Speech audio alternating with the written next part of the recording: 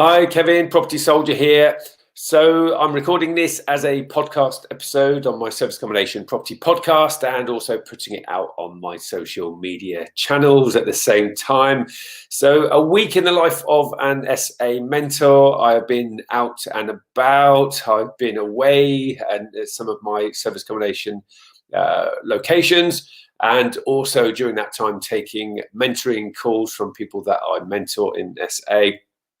And I thought I'd share with you a couple of things, some of the issues that people have been experiencing that I've been able to help them with, and also some of my own experiences over the past week, just to bring a live flavour into what's going on out there in SA world. Now, an issue that a lot of people encounter, and some of my mentees have encountered, is with estate agents and the local planning authority, and the things to overcome with them, and some of the issues, some of it born out of ignorance, that some of these professional organizations, apparently professional organizations, have. Some of it's ignorance, some of it's just confusion, and so I thought I'd clear up some of these things for you. So estate agents that think that service accommodation is a HMO, or letting agents, estate agents, letting agents, they think that service accommodation is a HMO. It can't be a HMO if it is no one's home. Okay, so this is what you need to understand as a service accommodation operator, the difference between a HMO and effectively a furnished holiday let. Now, a furnished holiday let is not anyone's home, and therefore it's not subject to HMO rules and regulations, Article 4 and licensing requirements and planning requirements for HMOs. I don't want to get into those. You just need to know that you don't need to worry about HMO with SA, with furnished holiday let, because the main point to note here, and this is where some of the confusion comes in with service accommodation, is that for most people doing service accommodation, you are actually doing furnished holiday let. Okay, unfortunately, when I got into this industry and when I got into this property training in space, it was already called service accommodation. It shouldn't really be called service accommodation. It should be called short-term rentals or something like that. I'll explain why. Well, in fact, I've opened the can of worms now. So service accommodation, as far as planning is concerned and HMRC is concerned, that is guest house B&B, okay, which is C1 use class, right? Or C3 with grandfather rights, but let's not go there. So this is where the confusion comes in, all right, with SA versus furnished holiday let, and then people confuse it even more who just don't really understand things with thinking it's also a HMO. So a HMO, just rule of thumb here, is where somebody lives. They live there on an AST and a short hold tenancy agreement. Whereas with furnished holiday let / service accommodation, that is not the case. So it doesn't need to be, all of the regulations that HMOs come with. And so if you are able just to explain that, if ever an agent says that to you, and you can just say, no, it's not going to be where someone lives, so therefore it's not HMO, so it doesn't apply. In the past, I have contacted the local HMO officer just to get them to send me a letter through, even though I knew the answer, just so I could forward that on to the agent, just to get them to see sense. Okay, so that's that side of it. And so what we can talk about now is the fact that some agents are saying, oh, well, you need a change of use to do service accommodation in the property. And so it's been spooking some of the people that I'm mentoring. And so, no, you don't. The appropriate use class for a furnished holiday let property is C3. That is where you and I live, or most of us. This is a C3 property. This is a house. An apartment is a house. An apartment is also C3. And so C3 is someone's principal or secondary residence. There is not a specific use class yet for furnished holiday let. So therefore, all of the furnished holiday lets that you will go and stay in, they are going to be C3, primarily C3. Okay, so I'll talk about some certain circumstances where they might have changed in a minute. But the point is here that they might need to change if a material change of use has occurred. let's rewind. So you're going to take a property from an agent on a rent to serviced accommodation basis. It's a C3 property. It doesn't need to change from C3 in order for you to take it to do rent to SA. Effectively, what you're going to be doing with it is holiday let. It doesn't matter if it's a 2-bed, 2 up, 2 down in Grimsby. Okay, no offense to Grimsby or anything like that, but well, okay, so inner city terraced property in any city. Who's to say what is a furnished holiday let and what is not, where people can go and visit friends and family and, you know, visit the local area? Who's to say what is and what isn't? And so you're going to use a C3 property effectively as a furnished holiday let. That's how you declare it on your tax return. It goes on the holiday let income pages. It doesn't go on the buy-to-let or HMO pages. Okay, so it's a different activity. Service accommodation is trading. It's a trading activity. It's not investment activity. So it goes on a different page of the tax return. Therefore, avoid section 24 and all of those things. Now then, so it's C3. Doesn't need to apply for a change of use. Understand these things and you can say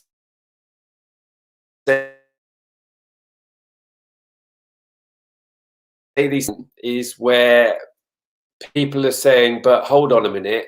It says, I've looked on the planning portal and it says that serviced accommodation is C1. So therefore it does need change of use. Right, that's the rub. As far as planning is concerned, C1 or serviced accommodation is a guest house hotel. And what is the most appropriate use class for that? C1. But you just need to understand the difference between what I call whole house serviced accommodation. So whole apartment or whole house, where it is not letting anything by the room. You're just letting the whole property to the same group of people. They all turn up on the same day and they all leave on the same day, like a furnished holiday let.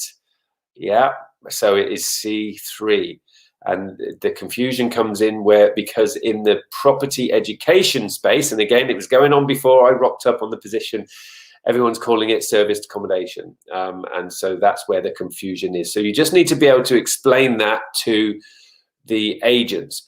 And unfortunately, when you phone the local planning authority and you say to them, oh, you want to do service accommodation in the property, they will say, oh, well, you need plain change of use.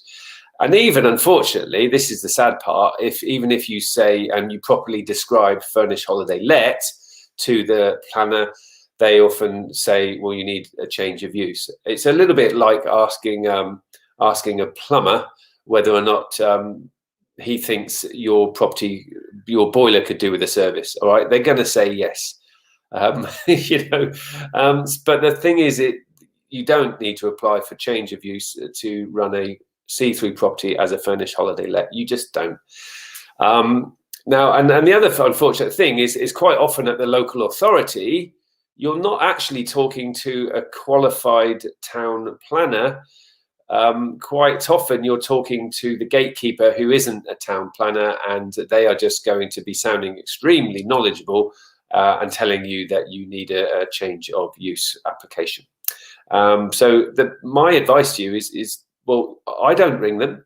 When I want to turn a C3 property and use that, not turn it, when I want to use a C3 property as a whole house serviced accommodation unit or furnished holiday let, I'm not phoning the town planners asking whether I need a material change of use, because I don't need to, because it doesn't need a change of use application. So let's talk about material change of use.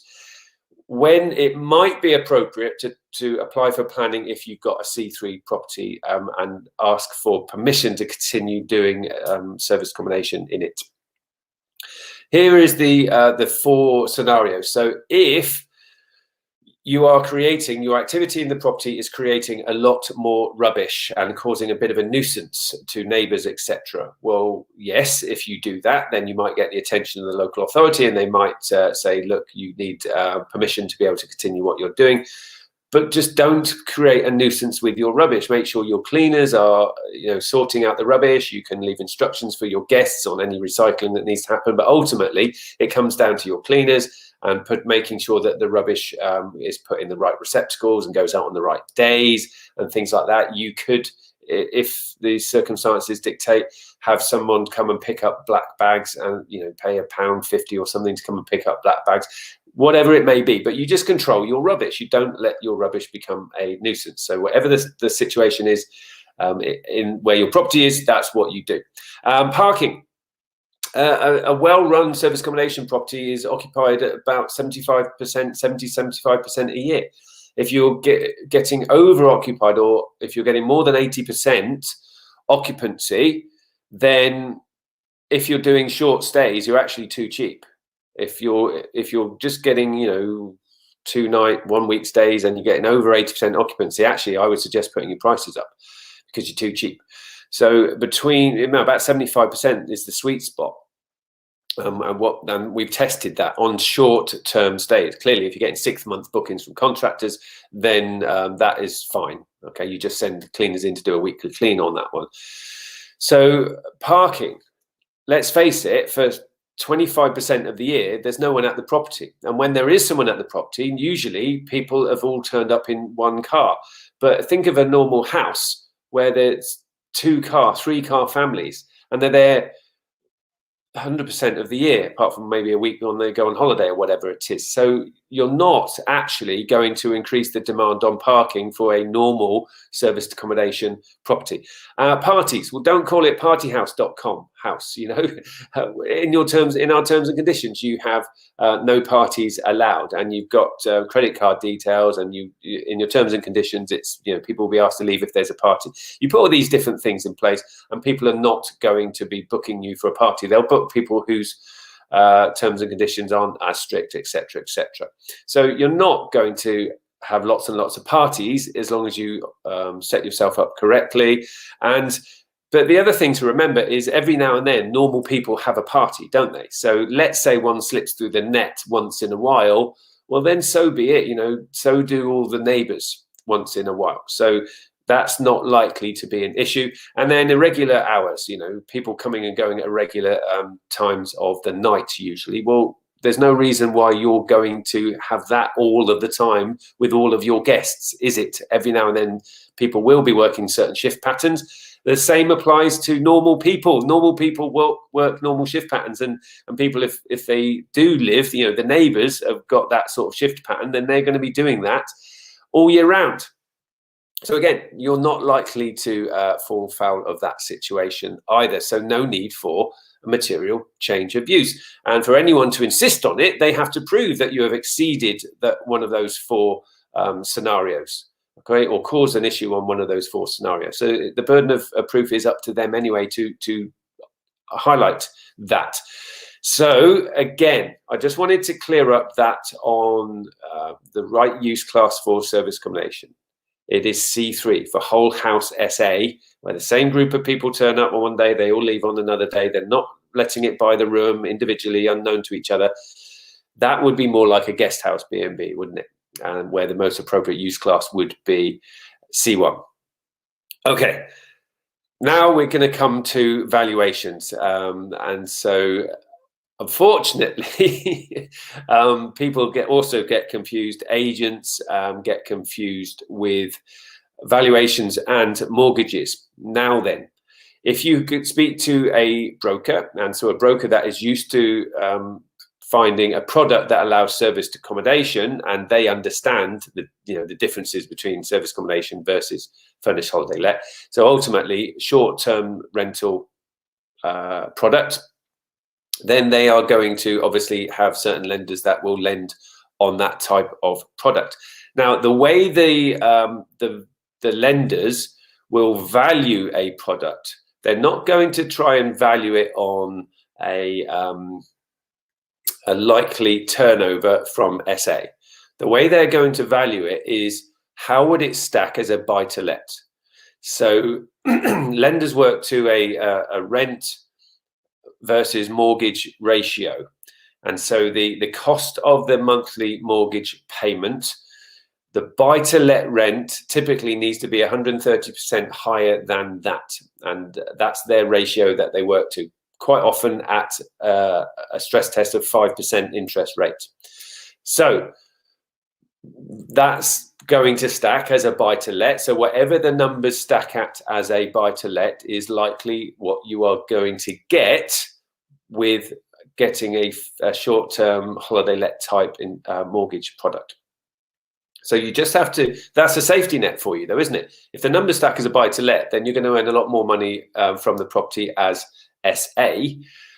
So it's all good. It's all fine and dandy. You know, you're typically going to get 75% loan to value on the property. And as long as the monthly mortgage payment at 75% loan to value is less than the buy-to-let rent, you know, 130% is the rent to mortgage ratio, then that is going to stack. They're going to release that amount of money on the property. But then you can use it with permission as serviced accommodation. So that is the thing that you need to understand in terms of SA mortgages as well. And whilst I'm on the subject, what you need to do, in my experience, is be there for the surveyor. If it's a refinance job, so some people are replacing buy-to-let mortgages, or they're refinancing their property to allow SA, I would suggest being there for the surveyor, because the surveyors quite often ask certain questions. If it's currently rented by a tenant, don't let the tenant answer the surveyor's questions. Tenants have a habit of trying to convince the surveyor that they should be paying less rent. Okay, whatever reason they've got in their minds about that, don't let that happen. Okay, so be there for the surveyor and answer the questions. And one of the things surveyors, if you've added value to a property, they want to know how you've added value to a property, and just provide a schedule of works on all of the work that you've done. You don't have to put down how much you paid. If you've got the work done nice and cheaply, you don't have to enter the figures. You just need to give them a breakdown. So if you've put a new kitchen in and it's a magnet kitchen, and you've used LNPG, okay, so look up LNPG. You know, you can get some really good discounts on things like magnet kitchens and your boilers. You know, I mentioned that earlier on. You get really good discounts. So ultimately, the surveyor and the valuer won't know that you did it cheaply, and they will just think, okay, they've spent X amount of £1,000 here, so that stacks, that helps me increase the valuation on the property versus what they paid for it, you know, that type of thing. So speak to the valuer, and if you've added value, give them a breakdown of what you have done in order to add value, and that should help you realize the valuation that you would like. Or it's certainly going to it's not going to hinder the situation, whereas if you're not there, then it might, and if you don't provide the valuer with any extra information, then that, you know, could hinder. So that is being there for the valuer and helping in that. Now, the other thing that I will say is, I mean, I was a few days ago down in Plymouth, one of our guest house B&B conversions into an apart hotel, and yes, I made sure I was there for that as well, and exactly the same thing. Building up a rapport with the valuer, answering the valuer's questions, and providing the schedule of works on all of the things that have been done to add value. Because, well, not obviously, but we got the property nice and cheap, a tired, dated guest house, and we've converted it into a nice modern apart hotel. Now, when it comes to serviced accommodation, commercial property, serviced accommodation, so hotel, then the valuer will value it on a multiple of income, not just bricks and mortar, and not, you know, a buy-to-let rent ratio, clearly. So yes, they will value it on a multiple of income, but there's different stages to that. So you've got your initial purchase, where it's a tired, dated guest house, B&B. Then you've got the first stage, if you like, refurb. So that's done, and the valuer will value it based on its current value, but also be projecting what it is going to be worth once trading, and provide that information to the lender. And then, but ultimately, lender is going to lend on the current value, not on the actual, what we call EBITDA, so the commercial valuation. But then once you've been trading for a couple of years, then the lenders, or the lenders out there, will lend on a commercial valuation, which is a multiple of the property's income, or a calculation based on what the property is earning. And that's typically significantly higher than the bricks and mortar valuation, and you can lend against that new valuation as a commercial business. So hopefully that helps everybody. I just wanted to clear up a few things there that are going on out there in terms of planning and confusion with HMOs and confusion with planning with regards to SA. I know the fact that we're calling it service accommodation confuses the matter further, because as far as HMRC is concerned and planning is concerned, service accommodation is C1 commercial businesses. Whereas most of us doing serviced accommodation are actually doing furnished holiday let. And as long as you understand that the appropriate use class for furnished holiday let is C3, unless there's a material change of use, then you are all good. And I just wanted to also clear up the fact that people are getting furnished holiday let serviced accommodation mortgages, and the properties are typically valued as they would be valued as holiday lets. So, as buy-to-lets. I'm confusing the issue as well. So ignore that bit. They're going to be valued as buy-to-lets. All right, but then with permission, you use the property as service accommodation. And as service accommodation, there's currently no licensing requirements. It may come in the future. Fair enough.